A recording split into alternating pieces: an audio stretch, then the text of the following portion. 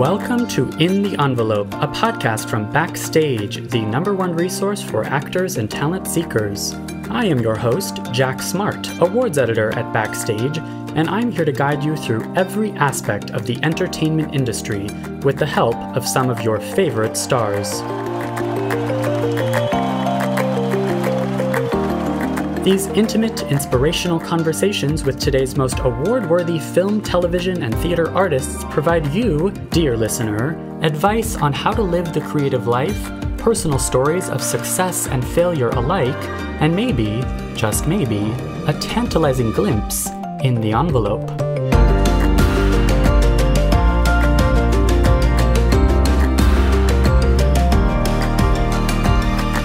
Those first day nerves totally come into play, and I feel like it's something I've never done before. And I hope that feeling never goes away. And I don't think it will. I just think you're constantly stepping into new territory.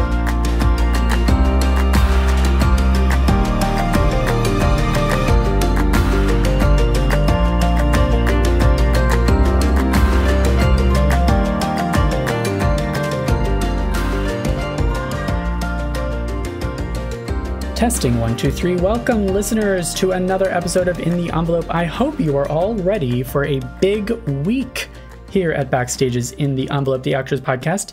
I hope I am ready for a big week. We have not one, not two, but 3 episodes releasing this week. And kicking us off, the voice you just heard is that of Hailee Steinfeld, of course. I am so thrilled to have talked to Hailee in today's episode. She stars in the AppleTV comedy Dickinson as Emily Dickinson. So as you can imagine, there was fascinating stuff to talk to you about that. But before we get to that, I wanted to mention, of course, some of the things that are happening on Backstage.com. It is Emmy season, and you can tell that by going to Backstage.com and clicking on any of the number of features we have. Last week's Backstage cover star was none other than Kerry Washington. Kerry Washington, which, by the way, remote photo shoot and everything. Go check it out for the photos alone. She's Kerry Washington. She's phenomenal.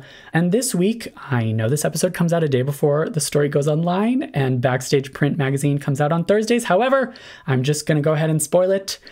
This week's Backstage cover star is Chris Evans. Chris Evans! Okay, so those are 2 of the features we have. If you are an Emmy voter, if you are maybe in lockdown and looking for what TV to watch, you're looking for interesting stories behind some of your favorite TV, seriously go to backstage.com/features because we have everything for you. Just looking at this list, we spoke recently with Milo Ventimiglia, a friend of this podcast. Of course, he's the star of This Is Us, but he recently directed This Is Us.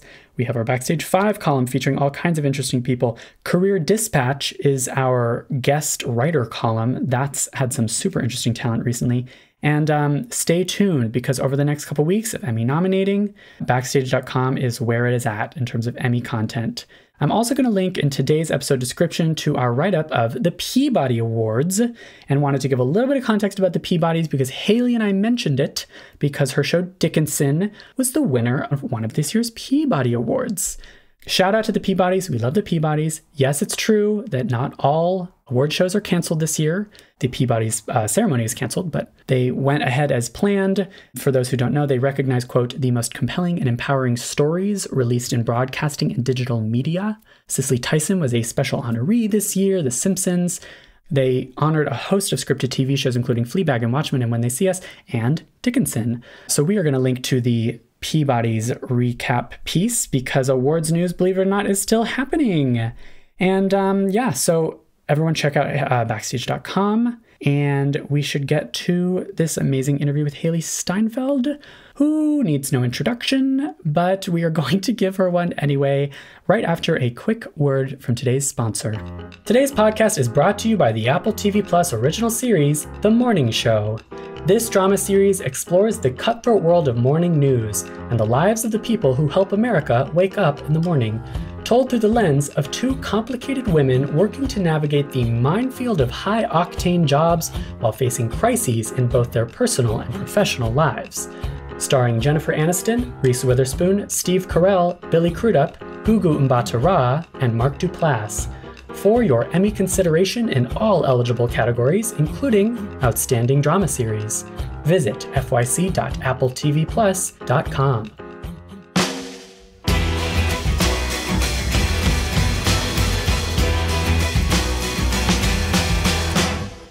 Actor, musician, activist, and now producer Hailee Steinfeld had the biggest of big breaks at age 13 when she joined Jeff Bridges and Matt Damon in the Coen brothers' True Grit, a performance that earned her multiple film awards, including an Oscar nomination. She's since starred in Ender's Game, Romeo and Juliet, Spider-Man Into the Spider-Verse, Bumblebee, and The Edge of 17, and now executive produces Alena Smith's irreverent comedy Dickinson on AppleTV+, starring as Emily Dickinson.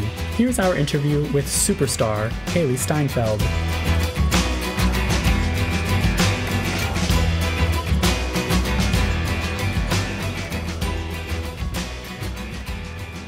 Hailee Steinfeld, thank you so much for joining us. How are you? I'm so good. Thanks. Thanks for having me. How are you? I'm good. This is Backstage's podcast. Are you familiar with Backstage at all? Did you ever use Backstage? No, but I've been on it now since just in the last couple of hours checking it out. Oh, no way. Oh. Pretty incredible, I must say. Yeah. Good. That's great. Because I'm definitely gonna ask you about your whole journey in the biz. We're always really keen to hear, people's how they got into acting, and especially I think the people who started as child actors. We ask a lot about advice and when you got started, but I wanted to start by asking, how are you in the context of, how are you in the year 2020?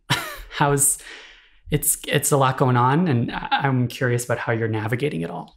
There definitely is a lot going on. I would say it's I don't even know where to begin, to be honest. I think with everything that's happened within the last 2 weeks, let alone the last, what is it now, 4 months, five months? I've lost track completely. This time has been a huge eye-opener for me in so many different ways and in so many different aspects of my life as a human being, as a performer, as a professional, as a daughter, a sister. I've never, ever spent this kind of time at home since I started working professionally, which was, over a decade ago. And I don't know. I've gone through sort of waves, I guess you could say, as far as feeling creative and inspired and feeling really low and confused and depressed. But again, I'm so thankful to have this time and just be able to sort of, again, educate myself on what's going on in the world and what I can do as far as making a change, being a part of, the changes that need to be made. It's just, like I said, been a huge eye opener. And I do think if it's good for something, all this time that everybody's had, it's that we've had this time to think and figure out who we are and what it is we can do and just exactly what we're capable of. If that makes sense. Absolutely. And you mentioned the idea of being inspired and how it's definitely just true that there are ups and downs and maybe good days and bad days. Are you finding there are things that are inspiring you? And also, when you say inspired, you mean like in songwriting or in what artistically is fulfilling you right now? Just as, I guess, in general, to be honest, again, like I said, I haven't really ever had this much time sitting still. And I think I've definitely taken for granted in the past how much I draw from places around the world, traveling as much as I dislike airports. Like, there's a lot to be seen and a lot to be inspired by in that one place. And having not, had access to that or I don't know, it's just been weird. It's just been hard to find. I guess I didn't realize how much I appreciated or how much I now appreciate every little, thing that I do as part of my life, as part of my work. But I don't know, as far as like songwriting and singing, I definitely feel like I've had time to sort of deep dive into the music I grew up listening to, which has been really awesome. And just deep dive in the sense where I've listened to records from start to finish in one sitting without distractions or interruptions, which I don't know that I've ever really done that. I mean, my favorite thing to do is download an album, right, and have it for a plane ride or a long car ride. But, you're with other people or you get a phone call or you fall asleep or whatever it is, right? And I couldn't tell you the last time I actually had that opportunity. And there's something so special, I think, that artists intend for their listeners to sort of consume their story in that way. You know, when you watch a movie, you don't want to watch it over the course of a week. You want to sit down and watch that movie for 2 hours, 2.5 hours, whatever it is, and lose yourself in that time. It's not that much time. Totally. And so to be able to, you know, have done that with, you know, a few of my favorite records that I listened to growing up and am inspired by sonically now, lyrically now, it's just been really fun to kind of pick out what those elements are and figure out how I can incorporate them in my music. That's cool. That's super cool. And it's such a great point too. Like it's just true these days we're learning about what we took for granted or what we're not going to take for granted anymore. I know that that's been sort of one of the biggest lessons for me, as you say, with everything slowing down. It's because everything slows down that we're able to be like, oh, this is what matters to me. This is what I didn't know matters to me that does. 100%. Totally. So take me back to the very beginning. You said over a decade of working professionally. Has it always been acting? What was your earliest memory of were you bit by the bug? You know, yeah, I guess you could say I was. It was a number of things that sort of pulled me in. I guess you could say I was about 8 years old, and up until that point, probably like from 5, 6 to about 8, I was probably even before then, to be fair, but I was just in. One day it was ballet. The next day it was basketball. The day after that, it was horseback riding. Then I was like, what if I did this? What if I did that? And it was to the point where my parents were just like, all right, listen, kid, you got to pick something and commit because you got to, you know, you're horseback riding now. We've got you all the gear. We've got you the whole package of lessons and you're set to go. And now you want to play basketball. What are you doing? And so I was 8 years old when a cousin of mine, who's 3 years older than me, she was doing some acting, some commercials, if you will. And a family friend of ours, an old neighbor of ours was doing, she was in a school play.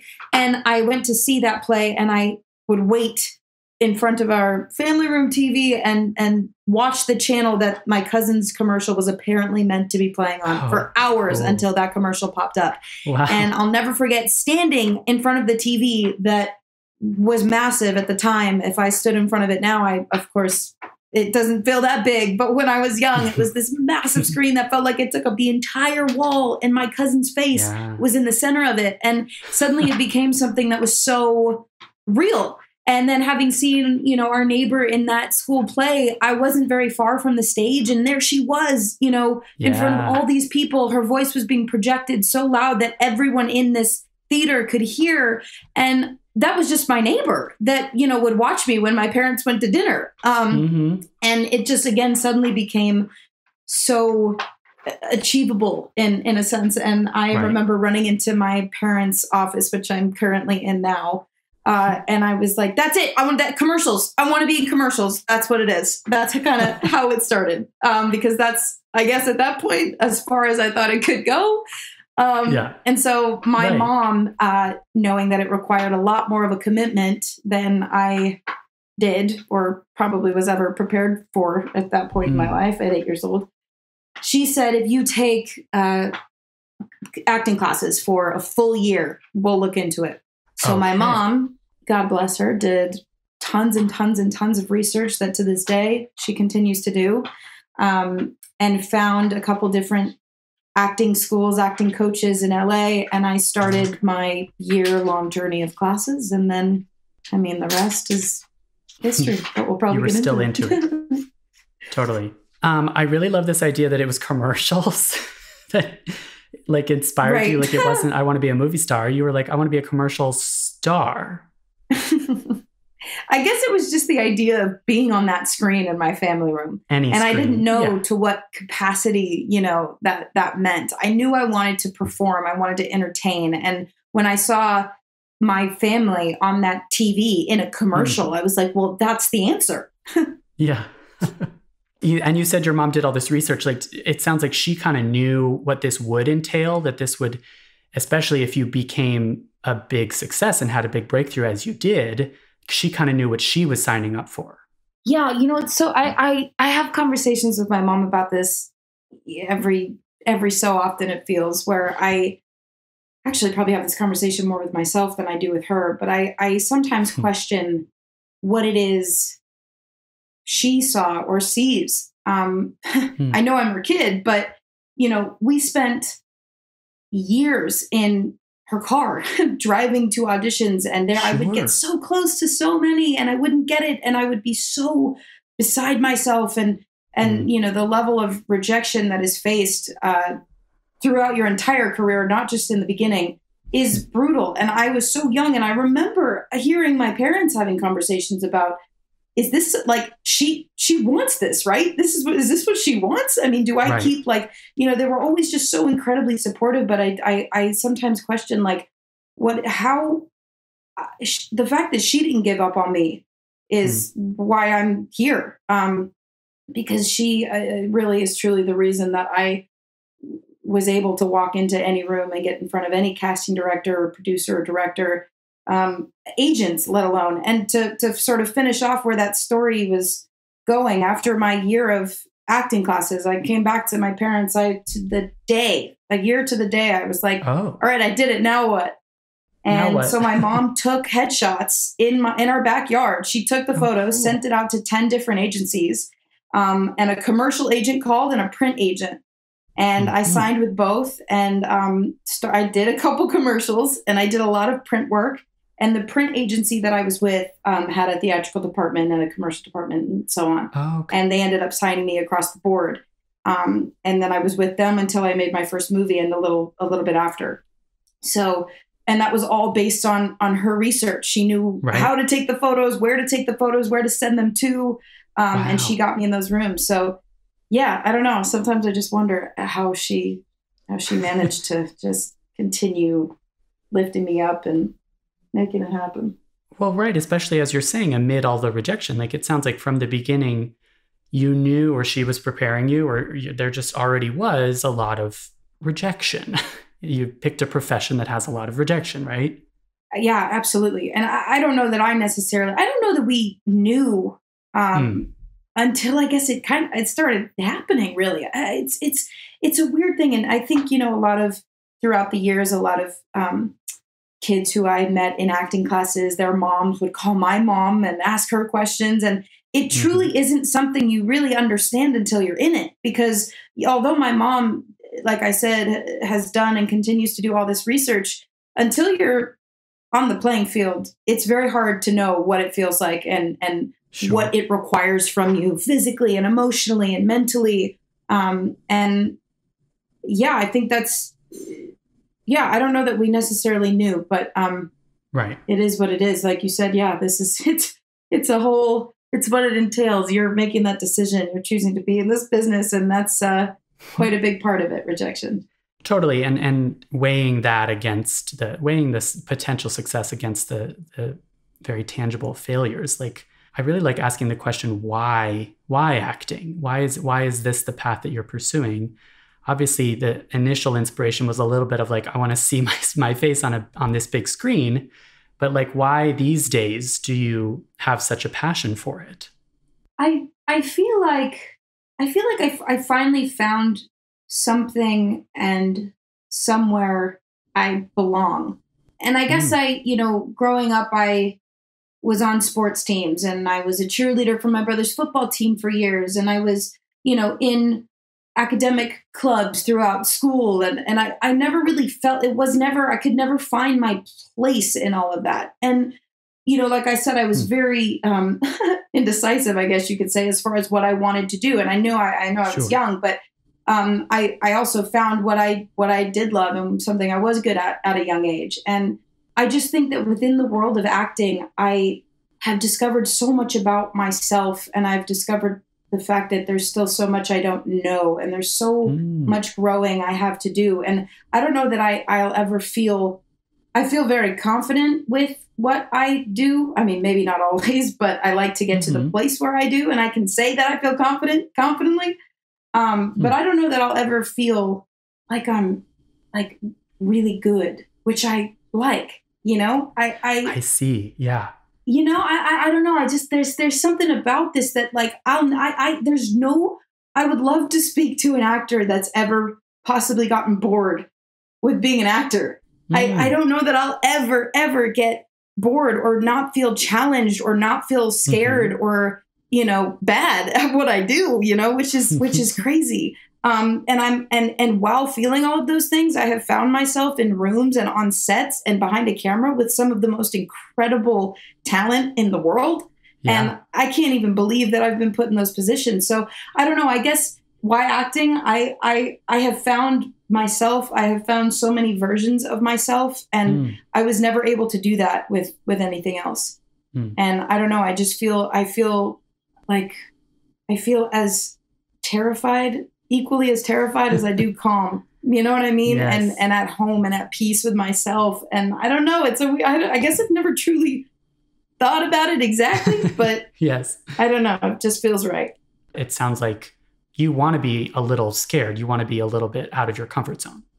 Yeah. I have to feel like there's a hill to climb for sure. Like by the end of it, I'll feel like I accomplished something. And yeah, I've always found that there's never one specific thing I'm looking for. And I think the beauty in, being a part of a project, whether you're sort of coming in the 11th hour or, where they're just sort of putting it together from the ground up. There are so many factors, so many elements that factor into the decision. And that's just, obviously it starts with the character, the writing, the filmmakers involved, the actors involved. And I've gotten to a place too where it films, sure. can definitely factor into that as well. But there are so many different, I guess, it starts with the role. I love being able to play, and I feel like I've had the opportunity to do this a number of times. Young female characters who have a voice or have something to say. Even if they don't have a voice, they have to find it. They have to find a way to make their voice heard. And I don't know. I always have been drawn to that. I love that. I do love anything that requires if there's a physical aspect, I love that a lot of the roles I've played have actually required me to learn or dive into something I never thought I'd have any interest in to begin with. So yeah, I guess it's different all the time. That's beautiful. I love the idea of a through line of all of your characters. Like they all share this quality of, even if they haven't found their voice, the process of finding one, that right there is a character arc, I suppose. Sure, of course. And is it safe to say too that this all started in a big way with True Grit? Like we've spoken to actors on this podcast that their career becomes more of a slow burn, a series of small, big breaks, and other people, there's one big break. Did you feel like you were then on a train you're all in on acting after that point? Oh, absolutely. That was definitely the one. Yeah, it's so wild. It's so wild to think about that whole experience, the process alone of just going in and I don't know, that whole thing was crazy. But yeah, absolutely. That was my first movie, my first legitimate, everything, it feels like. Yeah. And you were 13? Yes, 13. That's so amazing. Like, if you could go back in time and give that 13-year-old self like one piece of advice, what would it be? What were you like? What was it that you needed to know at that point? Damn, I honestly wish I could ask that 13-year-old me advice now for myself. Oh, sure. It's the other way around. Yeah. I guess if there is one thing though, I will say, just don't ever be afraid of asking questions. There were definitely moments in which I felt intimidated. Not even by, the people that I was surrounded by alone were pretty intimidating in the best way possible. Right. But just the whole scenario of just being on a movie set, for the first time in my life, being away from home. I'll never forget the night before my mom and I left. It was so emotional between my family. It was like, and then just going through this whole ride of sometimes feeling like I was supposed to know the answers, and I guess if I had to tell that 13-year-old anything, it would just be to not, like I said, not be afraid to ask questions and be curious and know that you're never going to have all the answers ever. I hope I don't ever have all the answers. Damn. Exactly. I don't think I have the mental capacity. I don't think anybody does.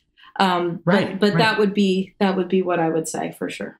There's no like the idea of perfection in your art that's not possible, right? Is what you're saying.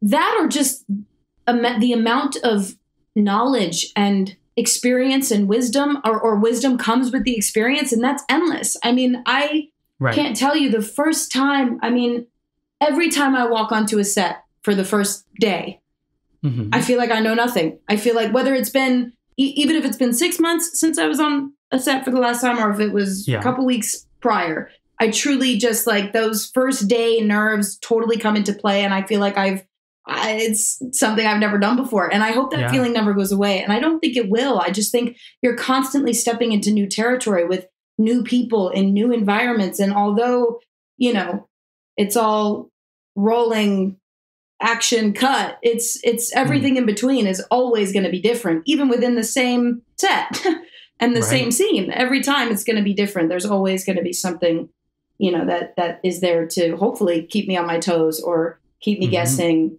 keep me nervous. Yeah, that is so cool. The idea of walking on set, you're hoping it's starting from scratch almost. Like you're from square one. Oh, totally. Which is great. Yeah. It's funny you say the thing about whether it's been 6 months or longer, because looking at your resume, there's actually a gap after True Grit.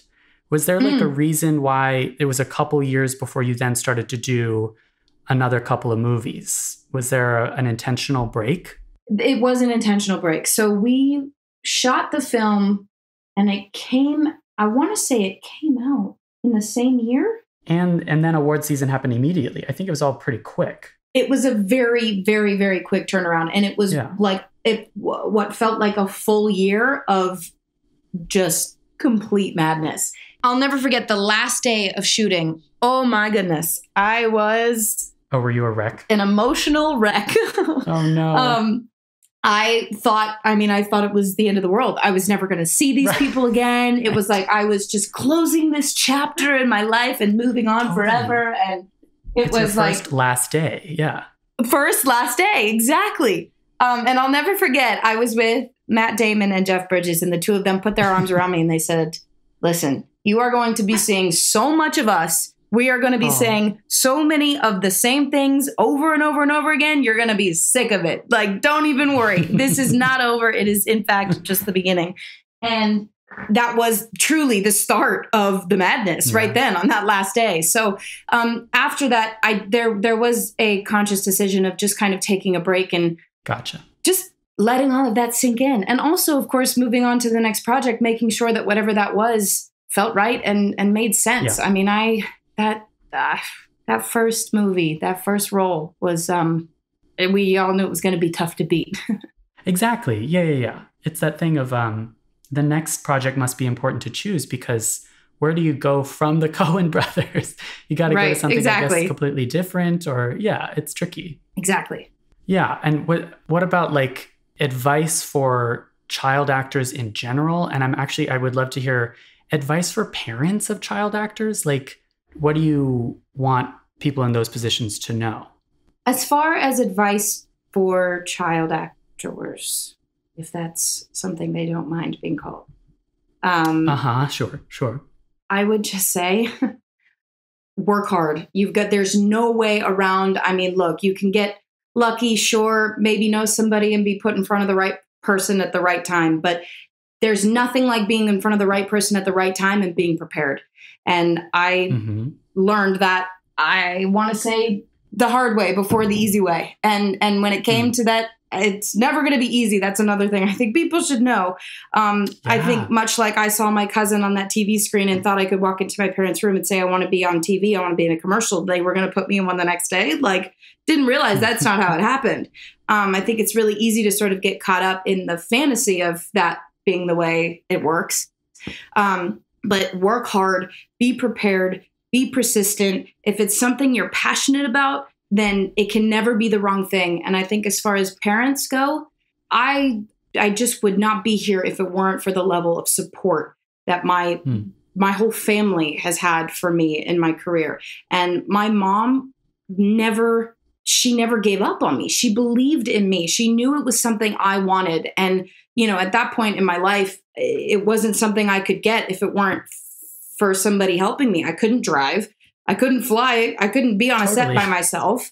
And so it was something that she knew. I mean, I think she just realized the level again of passion that I had for something.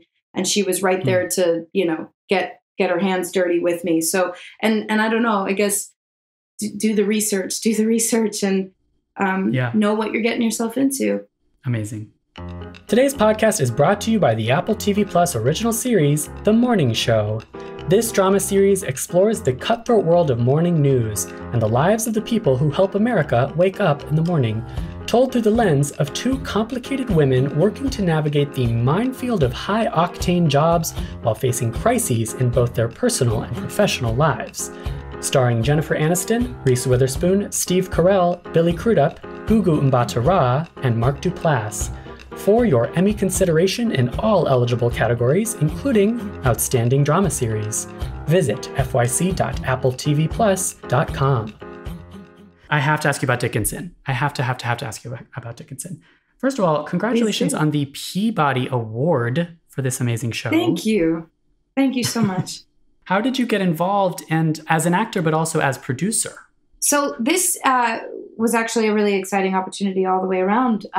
Because it is my first time as a producer working on a project. Indeed. So basically, Alena Smith, the writer and creator of the show, reached out to me and had sent me the first 2 episodes of season 1. And I read these scripts and just felt like they were so weird and cool and different and just interesting. I mean, I was so excited about the idea that there was more, and there was more to unpack and more to unfold. And I got on the phone with her. She was pregnant with twins at the time. And she just had this unbelievable pitch. And I knew that this was something I wanted to be involved in on a deeper level. I wanted to play a role that required more of me than just showing up and acting. Oh, sure. Yeah. So yeah, I wanted to come on as a producer and also just, selfishly have that experience of knowing what it's like to see a project come together. I mean, I have from afar, but I have never, ever in my entire life or career been on this many email chains and phone calls and in this case now Zoom calls. I mean, it's really incredible just seeing just how much and how many people it takes to bring something together. And what's so exciting again is, like I was saying in the beginning, I feel like with each movie I've done, I feel I've gotten very lucky that I've walked away with some real people in my life that have stayed in my life and have chosen to stay in my life and support me and continue working on other things together. And I feel very lucky for that, because the thing about a movie is, you're with each other, you're in each other's faces for 3, 4, maybe 5 months, and then you're gone. And that's it. Then you do your, couple months worth of press, and then you're all on to other things, different parts of the world. And, you do your best to keep in touch. With a TV show, I've learned it's just, it is so much more of that feeling of being a part of a family. And what's so exciting is we've been given the opportunity to do multiple seasons, and, being able to come back to that family in that same home with the same team. It's just, you get to dig a little deeper each time, and it's really special. But this project is really special to me, again, on so many different levels now, because I've realized just what it takes for it to really happen and for it to become something you're ultimately really proud of. Yeah. Well, and talk about a challenge. I mean, from the acting perspective, you must have been, talk about challenged by a voice, a female voice that is finding her voice.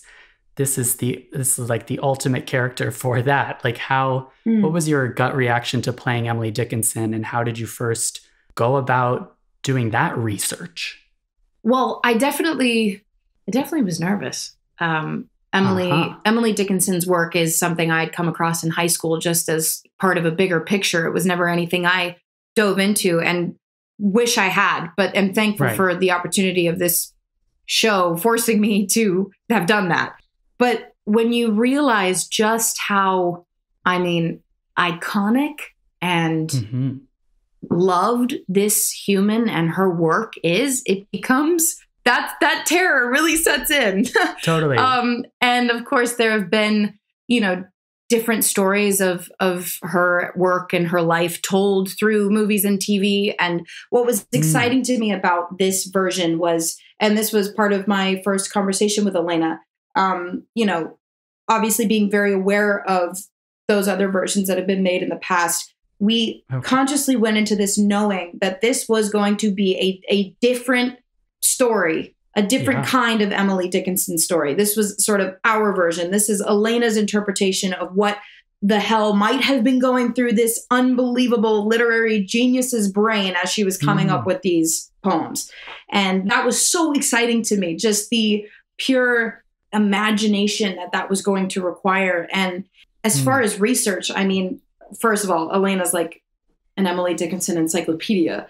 But having her work available to me, I mean, that alone was incredible. I just like, one thing I love so much about her poetry is that I never understand it on the first read. Sometimes like the first 3 to 5 times I read it, I still have to really get in there and break it down. And I do think that's why a lot of people love her work, is because they have to, it's a challenge. And so kind of taking those poems and going line by line and figuring out what our episodes looked like based on whether it was a 4-line poem or whatever it was. I mean, it was just so incredible to take this person and her work, her incredible work, and just, you know, kind of interpret it as we do through a super sort of modern lens. Totally. Were those other depictions of her in film and TV, are you saying you kind of threw that all out the window, or did they inform your depiction at all? We did make the conscious decision of not being too heavily influenced by them. So right. And did you read a lot about her? First of all, did you read her complete works? Is it possible to read her complete works? No, not for me. No, she's really prolific. Yeah. Oh yeah. I mean, I definitely did a ton of reading about her. And again, it's so much fun when it feels so accessible, and there are so many people that you can talk to that love her work, and talk to people and how they discovered her and how they came out. I mean, it's a real person we're talking about. And that just makes it feel that much more real, and alive in a sense. So yeah, I mean, I have a massive book of her complete work in my apartment in New York where we shot it. And I every day would flip to a random page and read that poem. And I never landed on the same one. I mean, there are so many. That's so cool. You did a random poem a day just to kind of read. Yeah. Yeah. That's cool. Because I'm fascinated by, obviously, like, people playing writers or, you know, literary figures can read a lot of their stuff, but rarely is it poetry, which, as you're saying, I love this idea that you're not understanding it on the first read. Like, the point is that she's a little bit obscure and you have to dig in. So was it the sort of like an immersive thing where, like, the more you read, the more she's going to maybe burrow into your subconscious? Totally. I think so. And I think what was so fun about sort of picking a random poem is I would get so wrapped up in the one that we were basing that current episode off of that I kind of needed a little something to throw me off. And it was, cool. I mean, just so wonderful to have, again, all of this access to all these different works of hers and pieces of information, that it definitely felt like each and everything, just like you said, burrowed into me. It's definitely an immersive process. That's very cool. Yeah. This is so great. Thank you. I want to ask you some very backstagey, not quite rapid fire, but backstagey questions. Okay. First of all, what is one performance that every actor should see and why? Oh my God. Wow. Oh man. I don't even know. I was going to say one and then another popped in my brain. You know what I will say? And I would love to suggest this to, you know, people who are young and just getting started. This movie was the first movie I remember seeing and feeling like it was really something I like truly wanted to do on the movie level, if you will, because we talked about how, you know, the commercial felt pretty doable. Paper Moon with Tatum O'Neal. I saw that when I was probably about 7 years old.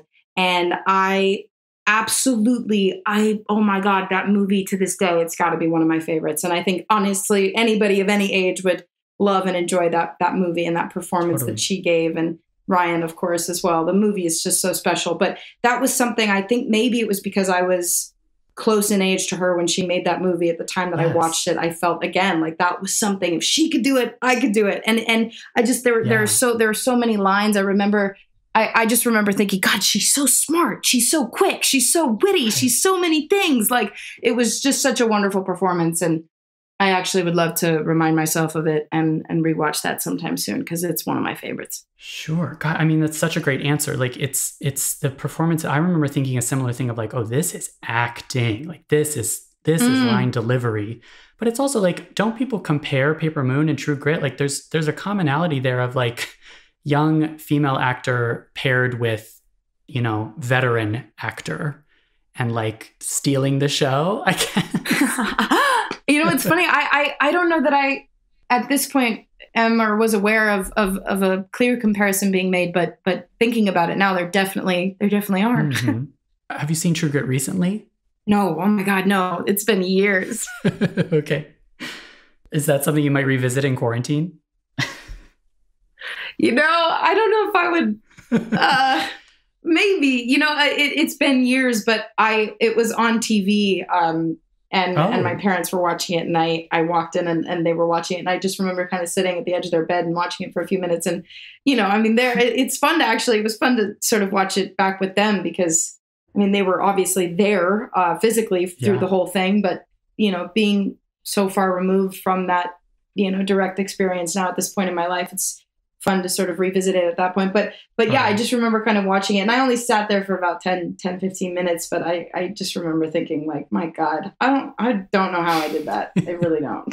Yes.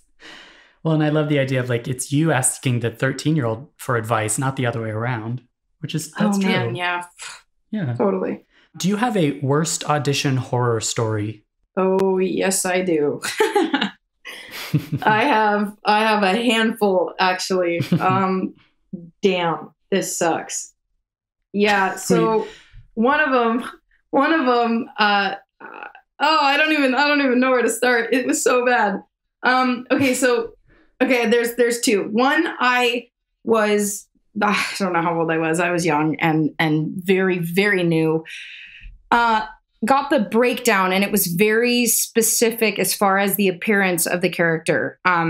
Lots of black eyeliner, all black hair, stick straight in your face, all like just like super introverted and like, whatever it was, right? Mm-hmm. And I was very heavily encouraged to follow this description. Right. So, with the help of my incredible mother, we pulled off this description to a T. And I will tell you, I looked in the mirror and didn't even recognize myself. It was like such an out of body experience in the worst way, because I couldn't connect to, it wasn't me. It didn't feel right. And it was so, and by the way, that's something that if I experienced that now, it would be the greatest thing in the world. But then totally. I felt so uncomfortable, and I felt like I was not me. And it was just so, I went into that room and I couldn't lift my eyes off the page. I didn't know I just was unbelievably uncomfortable. And I don't even remember what it was for, but I just remember, I didn't get it. So there's that. Right. And then there was one other project that I had gone. This was probably my third time going in on it, and I knew that it was kind of the last and final call. And it was something I wanted so bad. I lost sleep over this. I did things as far as preparation that I'd never done before for a role. I was I wanted it so bad, and it was the scene was a eulogy. The whole scene was like this massive monologue of a eulogy. And I read it for the first time cold when it was sent to me, and I was bawling. It was so unbelievably written, so emotional. And I just was like, oh, this is amazing. This is so awesome. I can't wait. I get in the room, and my heart and my eyes were like as dry as a desert. I couldn't find any of the emotion I had worked to find, gearing up for this. I just couldn't find any possible thing that would trigger me, or I must have looked like I was trying so hard, because I was. And I remember, I did it, and I think they knew I could do better, but I wasn't delivering. And I asked if I could do it again. I still didn't do it. They said, why don't you give it another shot? And I just honestly was like, the more I do this, the worse it gets. I got to go. So I left, and I was walking down the hallway, and I was like, I knew the minute I got in my car, I was going to break down in tears. So I sat in the hallway, because I was going to be so mad, because I knew that was going to happen. And I knew I was going to get in the car, and I was going to start crying. And then I was going to want to run back in, because I was crying. And I was like, maybe I can use this. So I sat in the hallway. And I was like, oh my God, don't let this happen. I think I just got so in my head about how I was just putting all the pressure on myself that I don't know, I just couldn't deliver. But I sat in that hallway for like 10 minutes, walked back, knocked on the door. By the way, they fully made their decision in those 10 minutes that I was sitting in the hallway. I asked them if I could do it again. It just progressively got worse each time I did it. And yeah, it was another one I didn't get, but wish I did, but it's all good. Yes, but it's all good. Yeah, totally. All good. Totally. This is so great. Do you have can I ask about the future? I mean, I know we're in a quarantine, we're in this very uncertain year, but do you have like a dream role, including like a dream role now that you're on the producing side of things? Would you ever get would you ever get in the director's chair or anything like that? I would absolutely love that. I have been so lucky to have worked with so many amazing directors who have helped me as an actor deliver a performance I didn't think I could do. And I would love to be in that position for another actor. I would love to help bring something together and bring something out of someone when if you can see the potential that is there. Cool. Directing is absolutely something I would love to do. And honestly, I would love to continue producing projects I'm not necessarily involved in as an actor. I think that would really give me the opportunity to focus on that role and that role only, which is a huge one I've learned. So that would be really awesome as well.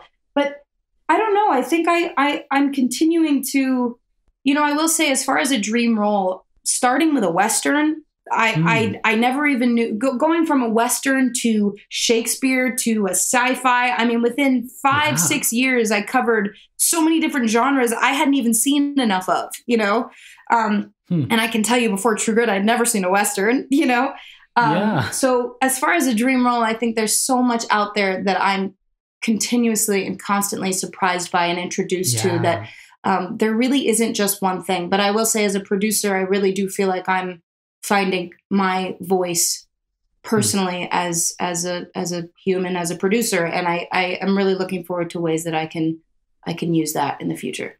Yeah, that's beautiful. Gosh, Hailee, thank you so much. This is really great. Awesome. Thank you. Yeah, we love hearing about the terrible audition horror stories and the bad stuff as well as the good, So this is great. Of course. Thank you. Have a good one. You too. Thank you so much. Take care. Stay safe.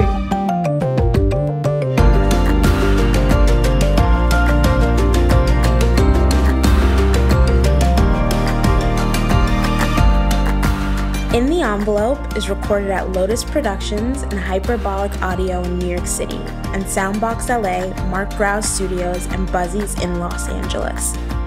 Thanks as always to our producer extraordinaire, Jamie Muffett, and to the team at Backstage, Samantha Sherlock, Mark Stinson, Caitlin Watkins, and of course, Casey Howe. Visit Backstage.com, and don't forget, you can subscribe to Backstage by using the code ENVELOPE at checkout for a free trial. That's right, 100% free. For more exclusive content, join us on Facebook and Twitter at In the Envelope, and subscribe, share, and leave a comment. Who would you like us to interview next? Thanks for tuning in. We'll see you next time for another glimpse in the envelope.